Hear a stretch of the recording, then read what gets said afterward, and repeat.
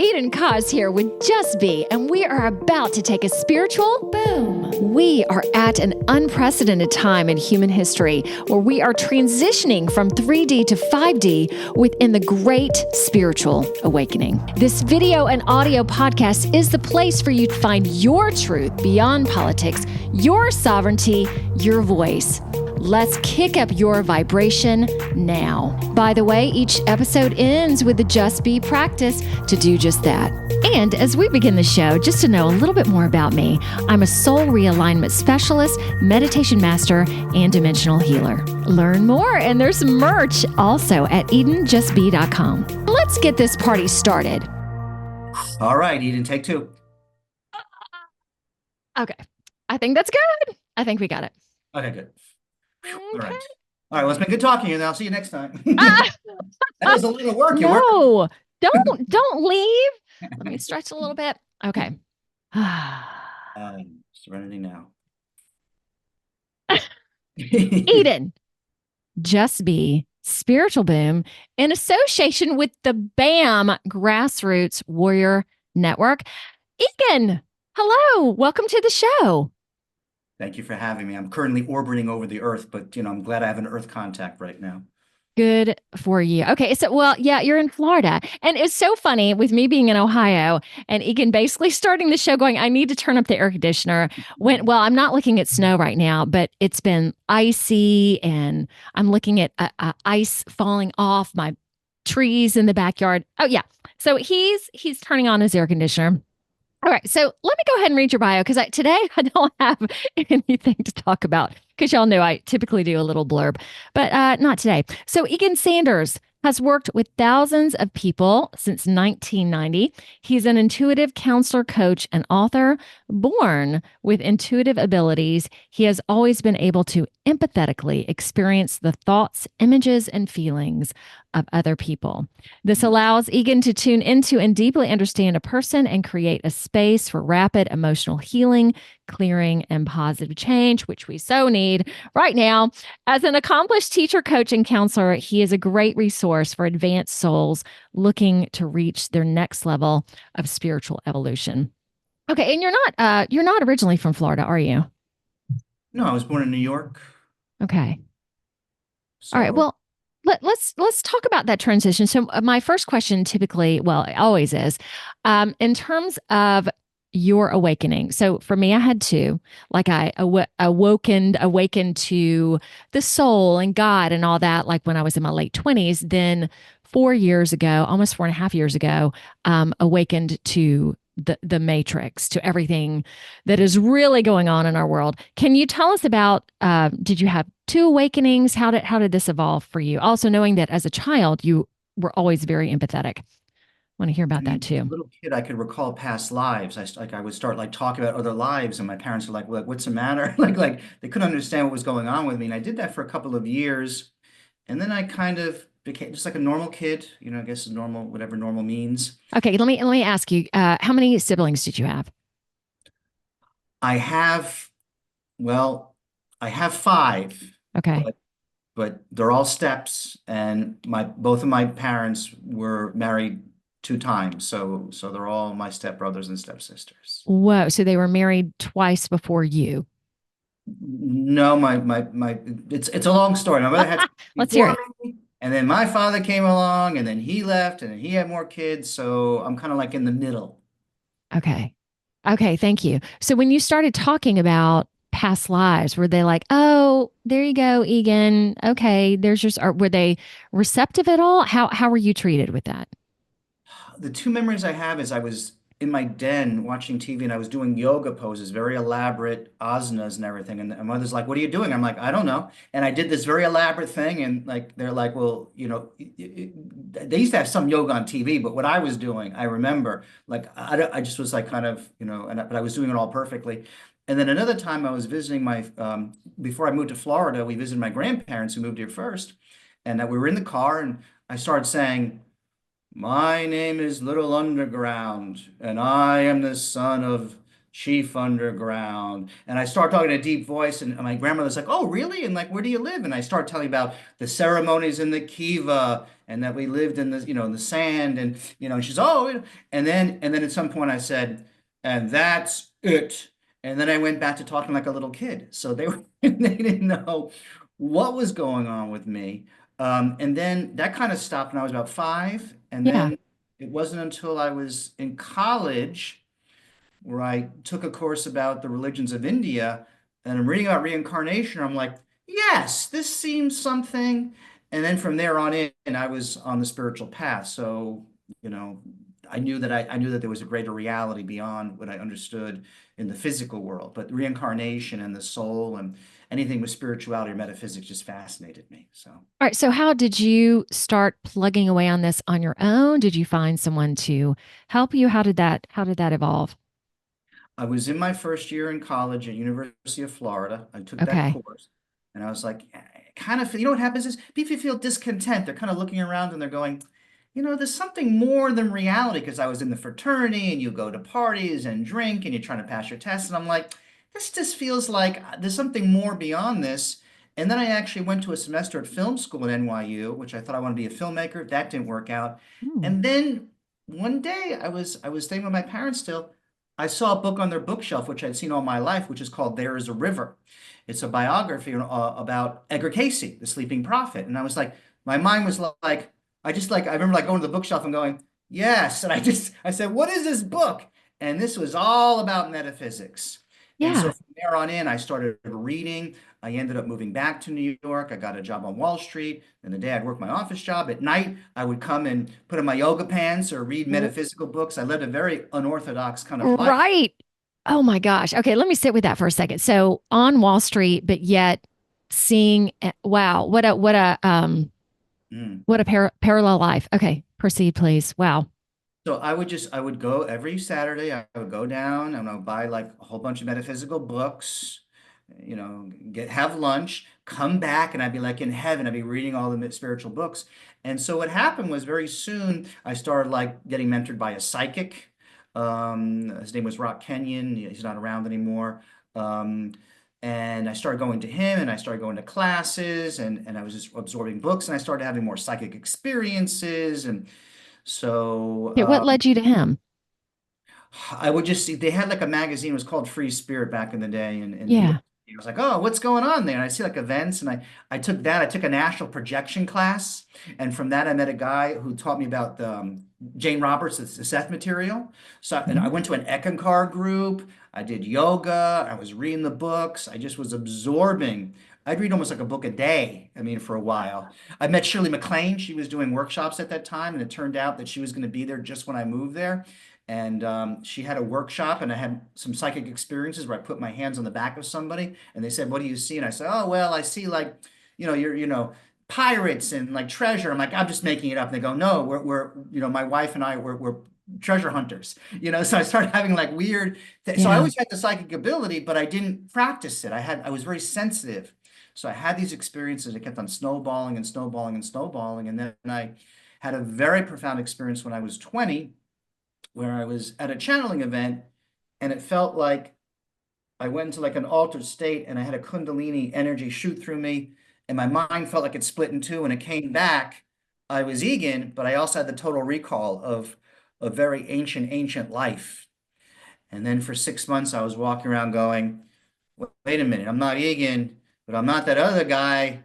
Am I a human? I have a soul. Like I was in a tizzy for about 6 months and then I kind of integrated all of it. But that was probably one of the most significant experiences of my lifetime is when I had the full recall of the other life. So I was never quite the same, but it explained things about my personality that I couldn't Yeah. understand.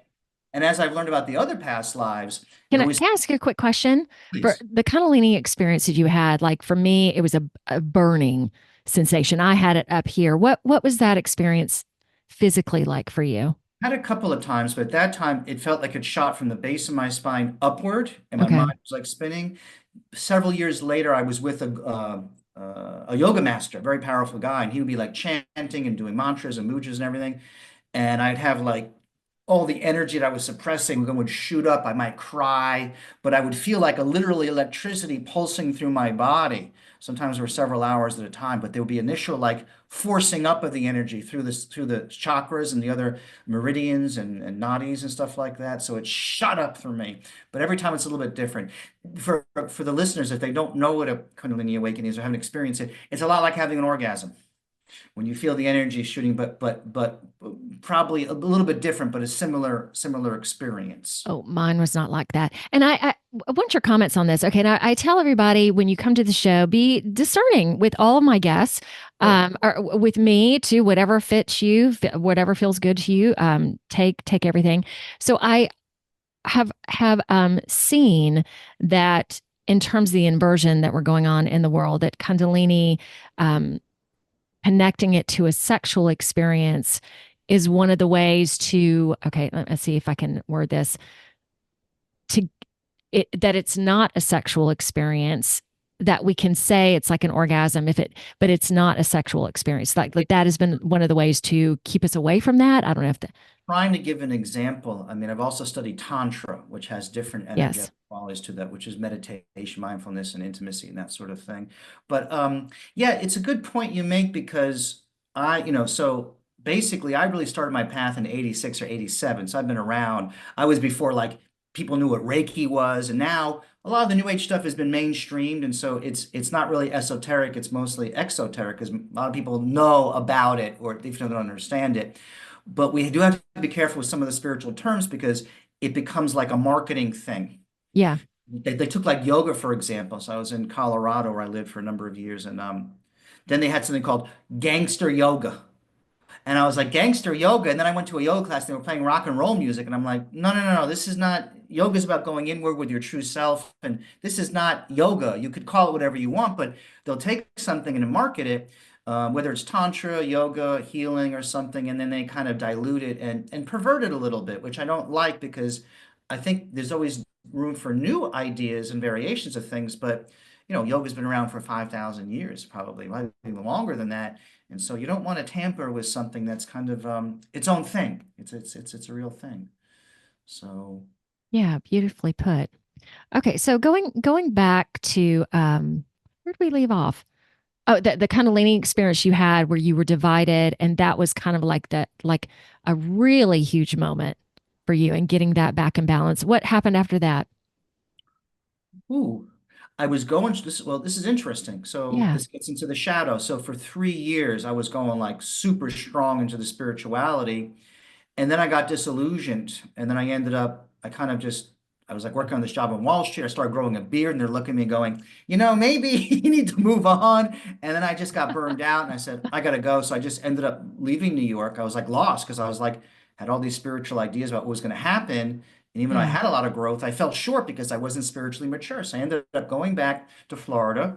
And I was a young man. I was only 23, and I was like, well, I did this spiritual thing, but I can't quite make sense of what's going on here. So I ended up just getting. I got into the medical field. I was doing insurance and billing, and Oh, I began to drink. I began to become a bodybuilder. I used to be 140 pounds, and then I said I'm going to get stronger. So I became a bodybuilder. I went up to about 175 pounds in a couple of months, and I had incredible strength, and I became very aggressive. And then I was drinking, and then my shadow side came out, and I was like, oh, this wasn't very spiritual, but I was growing as a person. And so for a while, I did that, and then I was like, wait a minute, I'm getting too aggressive here. And then about a year later, after that, or a couple of years later, I met a guru, and then I was able to sort of balance out under his tutelage the different parts of my personality. And then I had more Kundalini experiences. And then I began to deepen, really do deeper study, not just like psychic stuff, but like, the Vedas and the Bible and the Kabbalah. And wisdom, not just fantastical things, but real practical yeah. wisdom. And that was the growth. And I was in my mid-20s at that time. Well, so let me ask you this, Egan. I look back at my life and the facilitators, the mentors that I've had. I look at it and I'm like, oh my gosh, I was so lucky that, but it's not luck, that the two main people in my life were so balanced. And so like I look at it and go, why didn't I end up with some cuckoo really lofty person? They were just like placed in my path to help me really advance. Do you find it neat who comes your way and who you see and who you, oh, this person's going to be my, my person right now. It's paradoxical because you read all the spiritual literature and they always tell these like Yeah. very interesting stories. Oh, you're out in the mountain and you meet the Merlin and all these things. And so, but then when it happens, like when I met the guru, he was a Sikh, so he was of the Muktananda, the gold they call it the Golden Chain, Muktananda and Osho and those kind of things. And he was one powerful dude. He was like a master of many yogas and a healer and Hmm. amazing guy. And he wore the turban, the things that the sick so he was like a character. So you're like in Florida, you never see somebody like that. And I met this guy and I was like, I don't know what's going on here, but it was very magical. It was a very magical, beautiful part of my life until several months in, I began to see that he wasn't perfect and he had some flaws. And I was like, and I said to myself, when I get to be his age, I better be careful about, my relationships and other things. And Okay. sure enough, years later, I started going through the same things. I'm like, I must remember what happened with him and to develop wisdom to avoid those things. Of course, I didn't avoid them, because I Okay. made the What'd do. you see? Do you mind talking about that specifically or? How would I say it? When we're in relationship with other people, to be totally transparent, vulnerable is very difficult. So we tend Yeah. to hide things. We can hide things about how we feel. It can be simply like if you have an insecurity, you don't tell people, or so that kind of thing. But what happened was I met him. I met him as a solo teacher, and then he had a girlfriend, this beautiful woman, and it was like the romance, that whatever, and they were supposed to be soulmates and everything. Well, as soon as he got around her, they were very dysfunctional, Ah, and then later on, like I had good relationships, but then I got caught up in a relationship that was somewhat similar, where the glamour of it was very beautiful. And I'm like, oh, you like the idea of the beautiful person. So in relation to teachers, which you made a very interesting point, we can have a glamorous or a famous teacher, but oddly enough, sometimes I would meet very humble people. I met a guy who was a Course in Miracles teacher. It was just a good soul, and we would do the Course in Miracles. And one of the best teachers I ever had was at that Course in Miracles class, and we were talking about love and loving your brother, all the Course in Miracles stuff. And so this guy goes, "Wait a minute."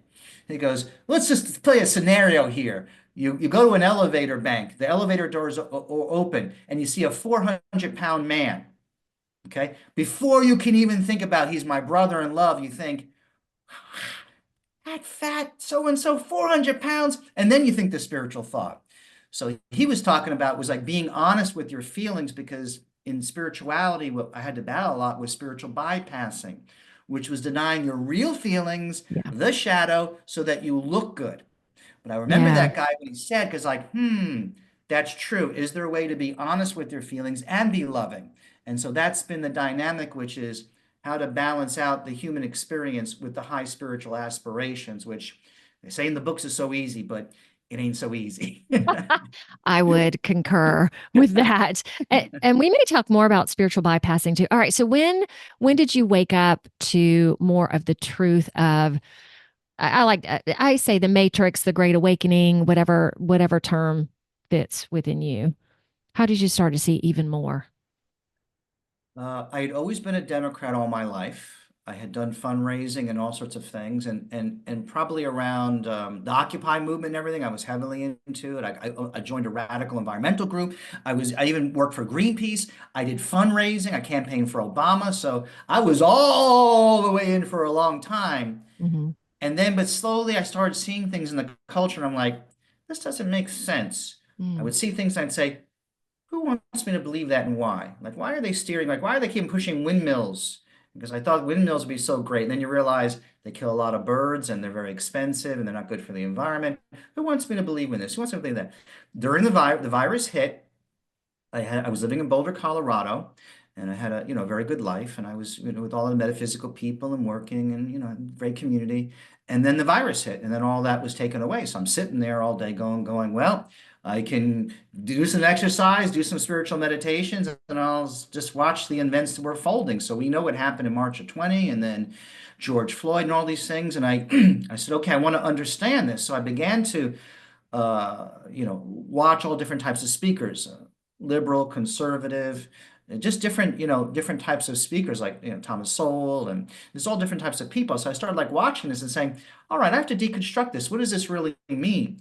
And what I realized was that a lot of the things that I believed weren't really true. Now, metaphysically, I know we're creating our reality, but the social structure, and I began to realize that the people who were saying, we love you, we're so kind, they were actually kind of nefarious.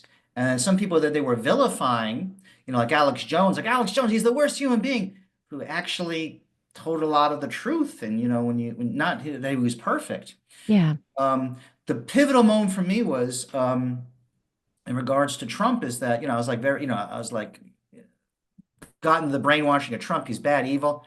One day he gave a press conference. I said, well, I got nothing else to do. Let's just watch it. It was a 45-minute press conference, and probably 85% of it, I believe, I was like, I backed him, and then some of it, with his attitude and stuff, sometimes a little bit abrasive. But I said, for the most part, okay, that was pretty solid. That was good for the country. It was good.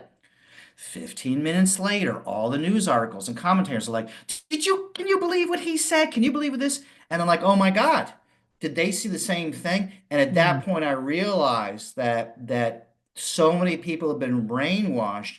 And from there on in, I realized, okay, I became a libertarian. I said, all I want is the truth. I don't care who says it to me, but I want to evaluate the truth for what's true statements.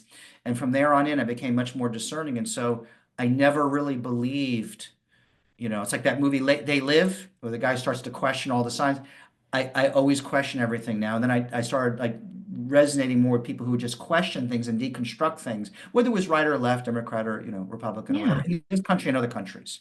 So that press conference was a pivotal moment for me. Could have been anybody, you know. They did the same thing to Obama when he came in office. They're like vilifying and stuff like that. And then I'm like, well, give the guy a chance and let's see what he does. But they were just on him all the time. So that was a pivotal moment for me, and I'll never forget that hour of that press conference and the aftermath. That left my head spinning. I knew I was in some sort of brainwashing, gaslighting, alternate reality Wow. or something. Whew. So I knew that things were going on. So I was at January 6th. I've talked about this before. Wow. That like I already knew things, but being in that moment, same with you, and seeing the lies that were perpetuated on TV, and just and even like I talked to my parents. They saw me as a domestic terrorist or whatever, and I'm like, Dad, what you saw on TV did not Wow. happen. Well, it was on TV, but I was there. So, well, were you inside the Capitol? No. Do you want me to be inside I mean, I was right outside of it, and I was at one point on the lawn. And I was there with a yoga instructor and her husband, and we went on the lawn and we were like, oh, look at this. And then suddenly we were like, because there was a guy with a bullhorn basically saying, come on up. And we looked at each other and we're like, we probably shouldn't be here. So we moved outside of the Capitol. And that's when a couple minutes later, well, I say a couple minutes, probably 30 minutes later, everything started happening. And when the security guards or the CIA or FBI started moving back and allowing people to come in, like again, these are these moments where you, when you're in it, when you see it for yourself, they're just pivotal. Yeah. So wow. And I ended up watching. I would have never done this before. The 3 hour hearing for Kennedy. Like in the past, I would never would have spent time doing that. I sat there the whole time and just watched. It was just, yeah. Wow. So knowing what you know today, how are you handling things? Uh, Whew. Well, Brandon Stryker with the walk away movement was one of the guys with the bullhorns, and so I joined the walk away movement, shortly after, in 2020 or 2021. Okay, I'm not familiar with that. Tell me a little bit He more. it's called Walk Away. It's for Democrats who walked away from the Democratic Party, and Oh my God. he Okay. actually, yeah, Brandon Stryker, Straka. He served like a prison sentence, and then he was on probation. He just got pardoned, obviously. Um, I want to go back, like how this affected me, but this is very interesting.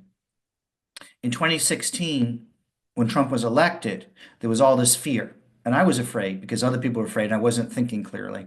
Mhm. And I remember doing a spiritual process and going, wait a minute, nobody controls me unless I give them my power. And so I just imagined that I just let go of that and I relaxed. 4 years later, when I changed my consciousness, I'm like, well, I'm a libertarian. I'm more like with the Republicans now on a lot of the issues. And then Biden was going to come, and I'm like, okay. Some of the things he says I like, a lot of it I don't, and I don't like the people around him. So again, I had to do the exercise and saying, okay, this guy doesn't have any power over me. And I relaxed. And then we fought the good fight for 4 years and we're counteracting some of the insanity. Um, Now, when Trump came in again, which was an amazing, I mean, what a comeback. It was an amazing thing because the American people demanded it. I thought, okay, there's been growth. He's changed. A lot of the things that he did work. I think people are disgruntled. They want a change here. So I'm happy that he's back. You're not always a pleasant person, but he does the job. He speaks the truth, and that's why people don't like him. Some people don't like him. But I feel we're back on the right track now, and also I engage in conversations with people, and I try to make the effort to bridge the gap. Although some people, there's so much tunnel Yes. vision. There's a friend of mine on Facebook where she just posts the same propaganda all the time, and I'm like, you just want to step outside and just think about some of the other topics. So I think we're in the right direction, and it's a little bit messy because Very there's different messy. forces here. It's all about Yes. power. That's what I found. When we're going to talk today, I said, it's all about power. Like they were just like saying, well, we're going to cut down the government. We're going to reduce the government. Well, the Democrats don't want that because that's a lot of their voter base. They're like, well, if you get rid of all those people, or you make them happy or actually improve their lives, they're going to shrink a little bit. They're going to shrink, and they're like, why wouldn't you want to avoid waste and overspending and ridiculous things, trillions of dollars that we're spending on whatnot? So it's uncomfortable to watch, but it's necessary to bring up these issues and just go in there and confront people. So it's a period of just things being exposed. Oh, yeah.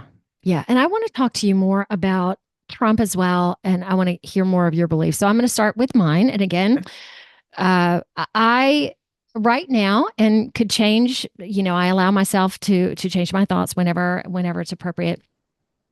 I feel that Trump is a good and there's a talk about White House dark hats, that he is aligned. Again, when we talk about this matrix, Egan, there is so much to this world that we can see, like with the work that you and I do, we can see some really quote unquote crazy things, but they're really not crazy. So there's so much going on in terms of the galactics, in terms of, so much more than just our Earth. And I feel that Trump is working with more than we know. Well, Yeah. So what are your thoughts? well, here's the thing about power. So in Yeah, I ancient love that times, we word. go back, I can recall lives in Atlantis and Egypt and even to cultures that predated that. In other times and other places, humanity's gone through many, many cycles. Humans have been here for millions of years. Whatever they tell you in the archaeology thing is not exactly true. And as aliens have come here, and there's, if you go out, a very simple thing is you go out in a crowd in a mall or something, and you look at 200 people, and you really look at it, you realize that there's such a diversity of different people, shapes and sizes. It looks like humanity like are multiple alien races because there's different skin color, all those different things. Yeah. They'd be very different. But at other times, there have been phases where people were more connected to their own power. And then what would happen is that people lost touch with their connection with the divine God, goddess, and they'd say, well, like I'm lost. And they'd say, well, I need an intermediary. And then you had the Mhm. priests, and the priests, you say, okay, well, I got to go to this person. And then those priests and priestesses eventually became the government in one way or another. And that became the structure. And then people said, well, I need those people to intermediate so I can feel powerful. Now we're on a shifting of consciousness where people are saying, no, I have power. I can connect with that power within me. Therefore, I want leadership that gives me power back. And so Beautifully put. yeah, and I think that, thank you. And I think that emblematically, Trump, although they say, oh, he's an egomaniac and this and the other thing, really, when I tune into him on a psychic level, like he loves the country. He wants to help people. He's a polarizing character, but essentially he's taking back the power symbolically from all these other forces and saying, no, the American people can do this. And if you want to be successful, do it on your merit. And let's balance these things out. And here's your power back, because he knows he'll be gone in a couple of years and whoever will come in next. But he's trying to reset those things so we can feel powerful. And the thing is, nobody really can be our master unless we give them that power. But for many, many generations, we had people running things, whether we call it the Illuminati or something else. They are just people, Soros and all these guys are like, let's just pull the strings on things so that they can, manipulate us. Bill Gates is another person I don't really have a high opinion of with things he's done. So we're questioning these people, and because of the internet and shows like this and all these other things, now there's more media outlets. Now all the things are being exposed. So we're collectively taking our power back. So it's not about Republican, Democrat, this, that. I Yes. want everybody on this planet to be empowered, and to be able to express their highest reality and greatest self and not be under the yoke of a master anymore, because we don't need that. That's the old thinking. This is a new thinking that we're all free beings. We're all free beings. Ah, that was a great description. So it is all about, again, getting back to we the people and being, I love that you talked about it, everything's going to become merit based again, because it's up to you. It's up to you to get the job. It's up to you to do, to see, to act. Oh, so good. Anything else you want to say with that? That was beautiful. We've been so conditioned and programmed to think Yeah. that we're just this microscopic being that, much like Neo in the Matrix, where he had to progressively realize he was in the Matrix, then find his power, and then challenge it. So a lot of what we're doing, if you're a light worker and you're just a regular human being, you're having to challenge a lot of the you know the institutions, the concepts, the Mhm. altars, if you will, as a concept, challenging your Yes. altars, what you worship. I did with my guru 30 years ago. What Yeah. happened to me is that I saw him doing some funny things. I'm like, by the way, I know you've been taking loans from people and not exactly paying them back. And ooh, he Oh, did not like that. And so I was like, but I was speaking the truth, but I said it in a nice way. But that yeah. was kind of the end of our, connection. And I love the man. He, has such an influence upon me. But we have to be willing to ask those hard questions internally of ourselves. What am I giving power to? And then to those who purportedly tell us that they have our best interest, and to be discerning with them, whoever it is. Question. Wonderful. All right. A question for you. Again, thank you.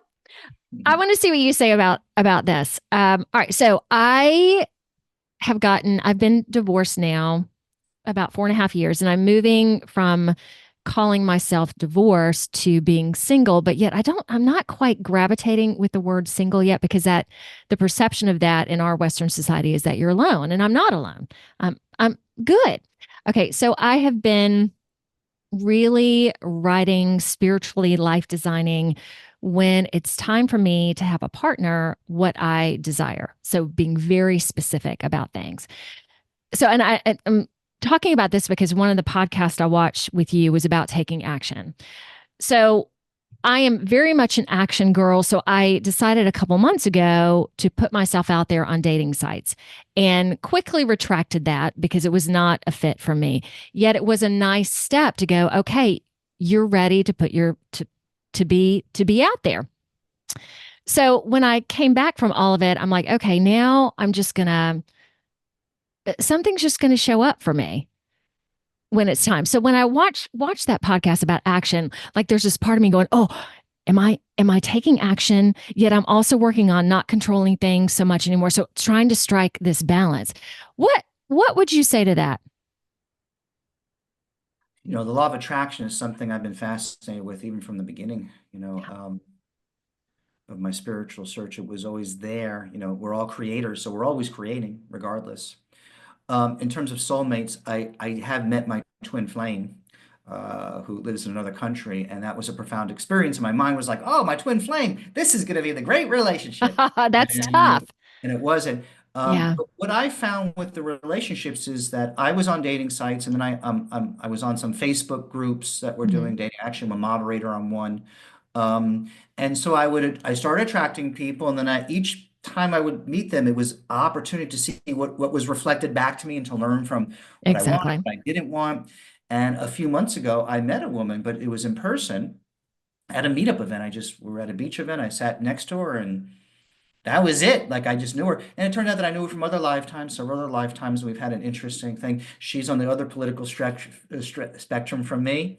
So we have interesting conversations, Whoa. and that was not what I had programmed. So the trick with any kind of a law of attraction thing is you kind of say, well, kind of what you want, but the real key is the essence. So if I said, I want to be financially independent and free, that's the form. And you might say, well, I win the lottery or money comes to me. But the essence of that might be freedom, security. So Hmm. I do different exercises with my clients and myself where I sort of vibrate with that vibration. And so when I was thinking about a partner the last several months, um, I I would imagine I was like that I was with somebody, like I'm in a happy, relaxed, ideal love relationship. And then I would kind of feel that feeling of if I was holding her, I felt loved. Okay.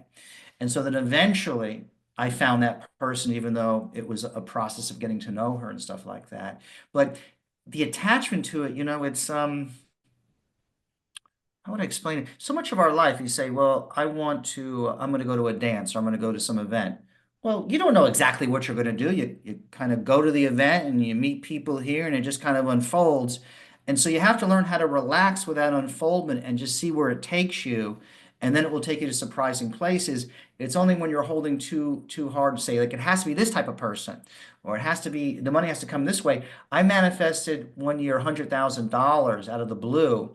I was doing all these manifesting things. And long story short, one of my buddies said, well, my ex-wife died and I'm taking care of the kids and she has a house and we need to sell it. And anyway, I ended up helping him renovate it and we sold it for $1 million.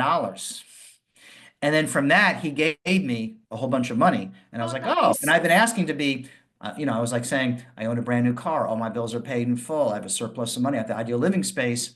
So I ended up selling the house, moved to Florida. That was the most recent time I moved to Florida. And then all of a sudden I bought my car in cash. I had a brand new car. All my bills are paid in full. And so it happened. But if you had told me, Egan, this is going to happen, I would have said, you are crazy. I'm going to help some guy renovate a house and sell it from it. I'm like, my mind, or you're going to meet, the love of your life on a beach and she's going to be, very different. I'm like, you're crazy. No, no, I got my list here. Or health. Health was another thing that I had issues with. And then I ended up, going back to the gym and learn certain exercises or the spirituality. This is very important for the people on the spiritual path is I was asking for quantum leaps in consciousness and it didn't come about the way that I thought it was going to. One of the things was, this is just a cute little story, was I started affirming I'm now totally liberated. I'm now totally liberated, assuming that I would have superhuman powers or something, aliens would show up or Bigfoot would become my best friend and then we go on tour. Something would happen that I would have a self-realization. Yeah. And what I ended up doing was the liberation was letting go of my fixed opinions and ideas and or forcing things to happen. And so we're letting go of control. And I'm like, oh, now I'm liberated. And then the energy of the divine self came in very strongly to me. So I was like, I never saw that. I thought it was going to be something different. So you have the intention, so the liberation was really what I wanted from enlightenment.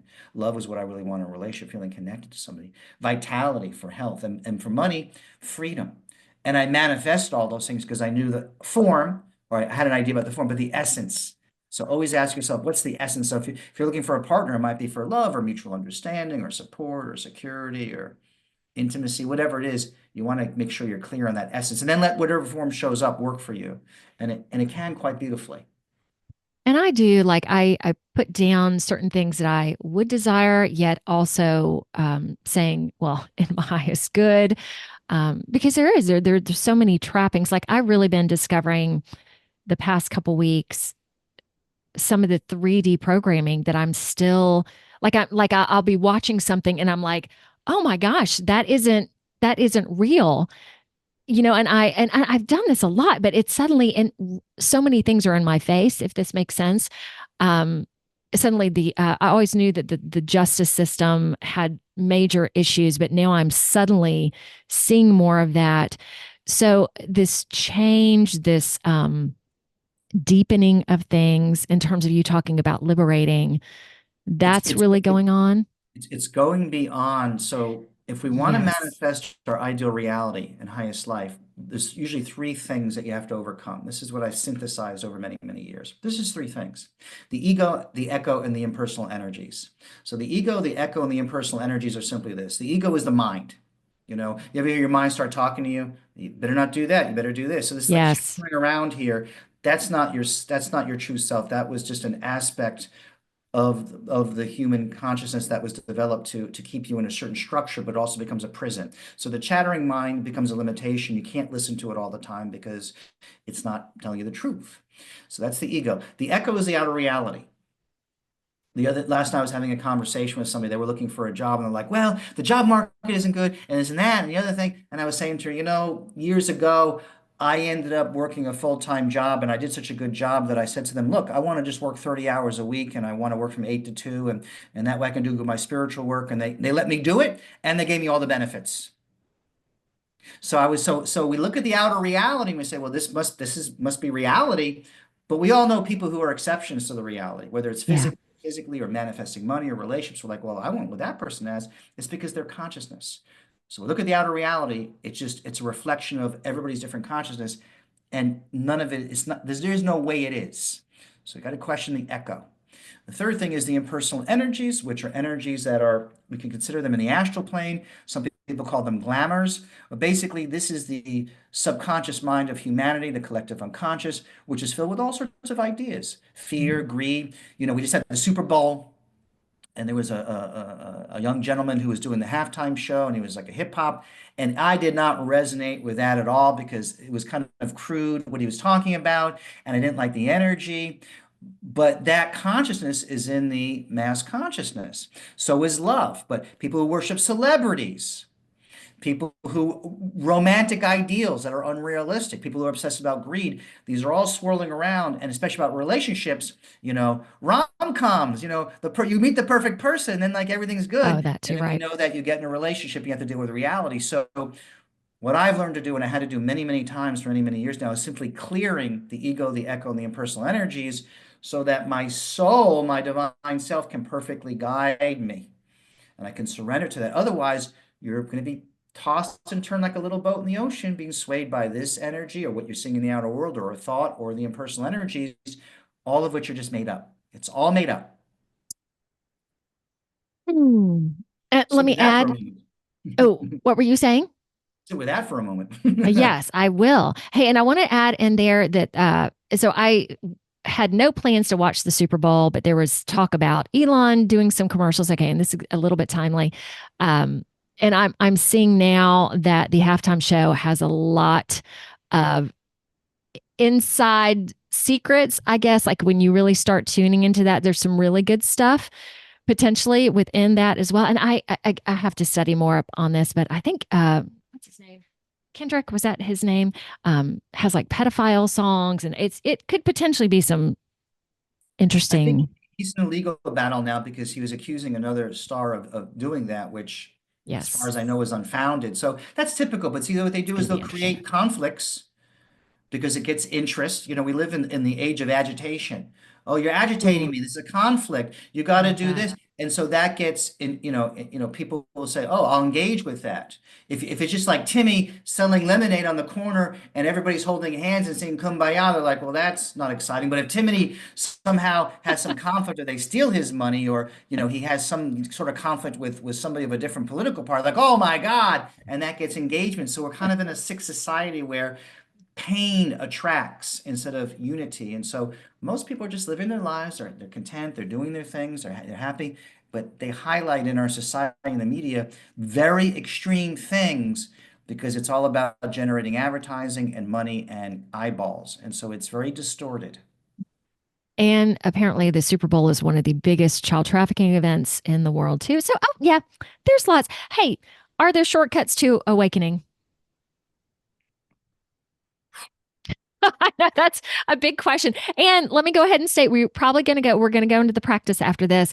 And you talked about in the beginning doing something on power, which I feel like that is still really good based on what we've discussed. Would you agree? with that. All right, so stay tuned. All right, shortcuts to Shortcuts. awakening. Shortcuts. There are, it's the paradox. It's like the catch-22. You can get those shortcuts, but you have to be willing to let go of a lot.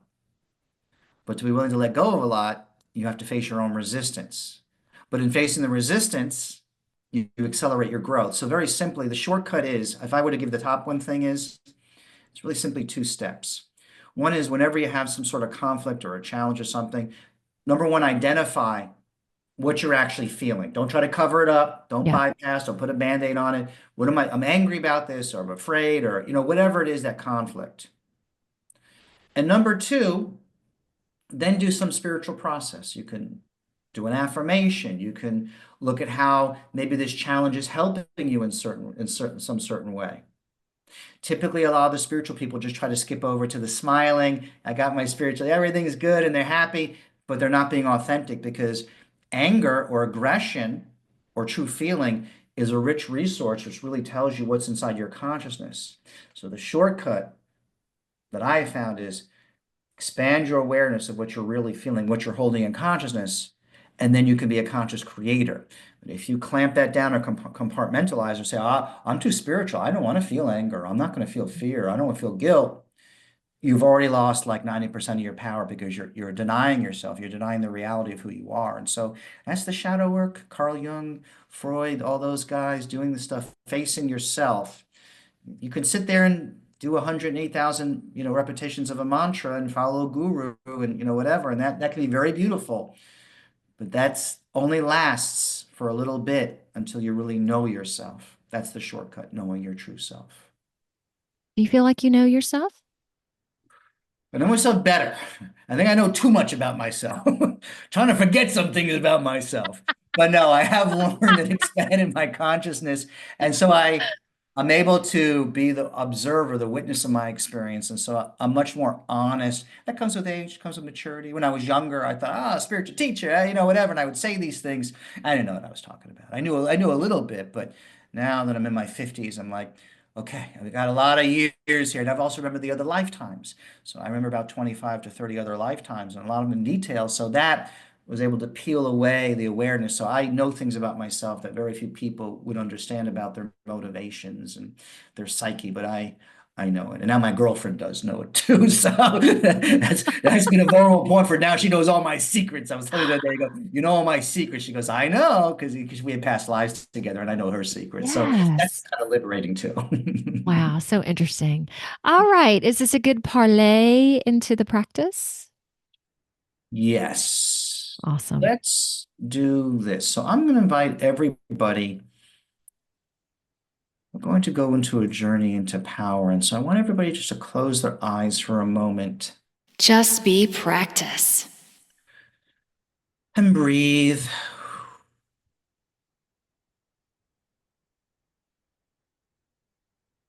And ask yourself, to begin with, one simple question. On a scale of 1 to 10, how, how powerful am I? 1 being not powerful at all, and 10 being ultra powerful.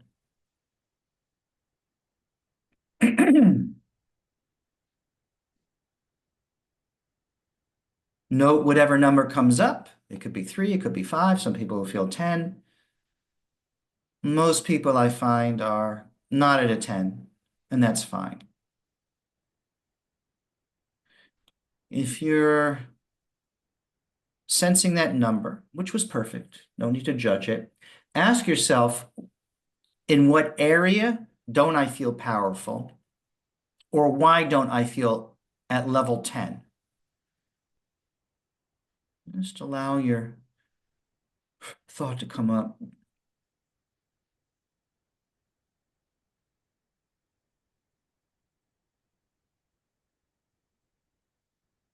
You may get something now, it may come later. You may get a very deep thought. I don't know how to be that powerful. I don't have the awareness to be that powerful. Or I need more teaching or learning or what have you. Might be a couple of different thoughts. Could be you're trying to manifest something. You're like, well, And the other areas of my life I feel very powerful, but this one area I can't quite get it right. And so I don't feel like I have full power over my reality.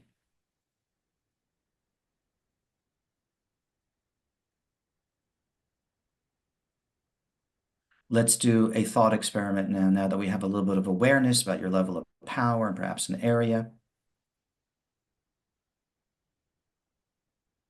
People often think that they live in a reality, that you're perhaps a soul that lives in a body, and then that body lives in a physical space, and that reality is something around you.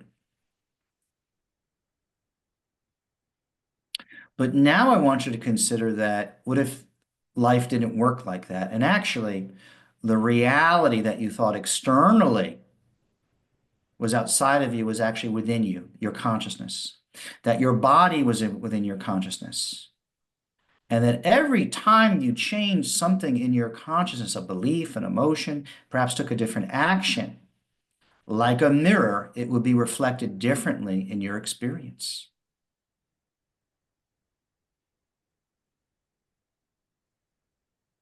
And that understanding that power is not something you have to acquire to struggle to gain, but you are power itself. So let's take a moment now to clear. Let's get in touch with your full power. We're going to do this right now. We're going to clear any thoughts that you feel disempower you. Imagine down the center of your body is a column of light. Can be gold, can be silver, can be white. But just imagine that running down from the top of your head, down the central channel of your body, even below your feet, is a column of light. We can call this your soul, your higher self, your divine self. But let's just say this is your truest self, the self that is infinite, eternal, and multidimensional, the self that is beyond time and space, is beyond the ego, the echo, and the impersonal energies. It's the self that's always been present, that's always pure, perfect, eternal, and divine.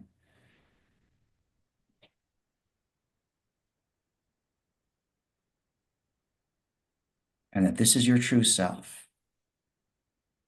And as we're focusing on this central column, you begin to feel that power, that connection. And one of the aspects of this true self is its ability to clear, to let go, to transmute any illusions, any fears, any sense of separation, any limitations. Think now of something perhaps you want to manifest in your life.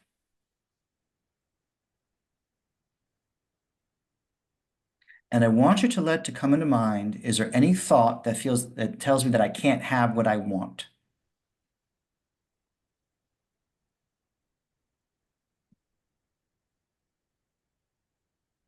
It could be a person, it could be a thought form, it could be something about the culture.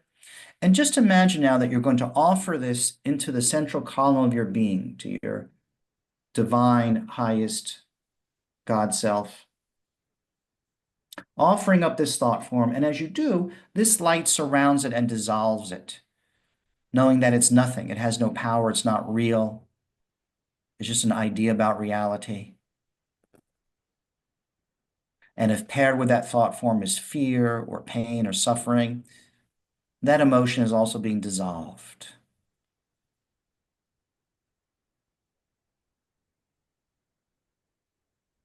Allow now a spontaneous flow of several different thoughts to arise. It could be about any area of your life, any concerns. What am I afraid of right now? What am I struggling with? And just allow sort of a stream of consciousness. And as those thoughts come up, just give them to this light and letting them dissolve them into nothingness. Do this now.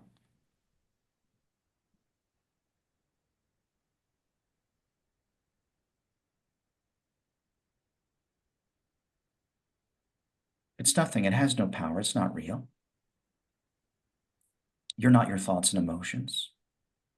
You're something much, much greater beyond that. Whatever you bring up and you give to that light, it dissolves. It's transmuted. It becomes nothing because in truth, it is nothing. It's inconsequential, temporary, like the wind that's just passing through. And by invoking the presence of our greater divine selves, our true selves, we can let go of all limitations. That's what we're here to do. Express ourselves fully.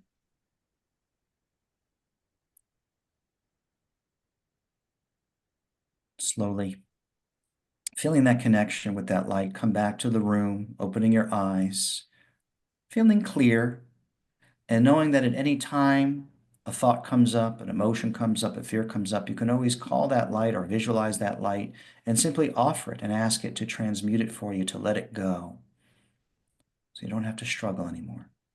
You can simply create the magnificent reality yourself or relationships or what have you, unimpeded from these illusions.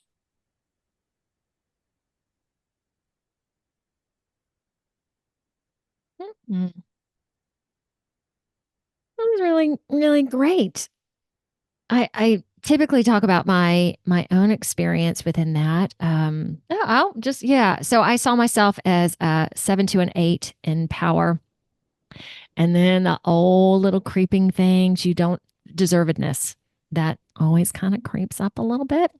So I'm going to continue working on that.